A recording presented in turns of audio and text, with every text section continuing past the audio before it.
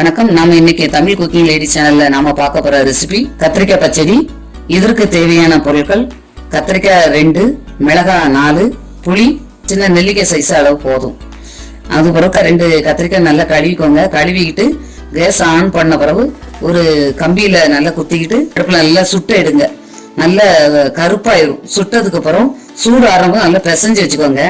ஸ்டவ்ல ஒரு பாத்திரத்தை வைங்க. பாத்திரத்துல ஒரு 3 டீஸ்பூன் எண்ணெய் ஊத்துங்க. எண்ணெய் ஊத்தின பிறகு எண்ணெய் சூடான பிறகு 1 டீஸ்பூன் கடுகு போடுங்க. கடுகு நல்லா பொரிஞ்சதுக்கு அப்புறம் 4 மிளகாய் சொல்லியிருக்கேன், பச்சை மிளகாய். அந்த பச்சை மிளகாய் போட்டு நல்லா செவக்க அந்த பச்சை வாசனை போகும்போது வசக்குங்க. வசக்கிட்டே இருக்கும்போது நம்ம கத்திரிக்காயை நல்லா பிசைஞ்சு வச்சிருக்கோம்.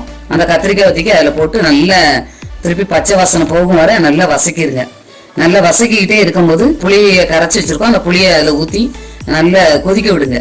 அந்த கொதிச்சுக்கிட்டே இருக்கும்போது 2 உப்பு போட்டு திருப்பி நல்லா கொதிக்கணும். கெட்டி ஆனதுக்கு அப்புறம் உங்களுக்கு தேவைன்னா 2 கருவேப்பிலை அதில் போட்டுக்கோங்க. கத்திரிக்காய் பச்சடி 3 நாளைக்கு வச்சு சாப்பிட்டுக்கலாம். நல்ல டேஸ்டா இருக்கும். கத்திரிக்காய் வேண்டான்னு சொல்றவங்களும் இந்த கத்திரிக்காய் விரும்பி சாப்பிடுவாங்க. எல்லாருக்கும் ரொம்ப பிடிக்கும். நீங்களும் ட்ரை பண்ணி பாருங்க. இதோ கத்திரிக்காய் பச்சடி ரெடி.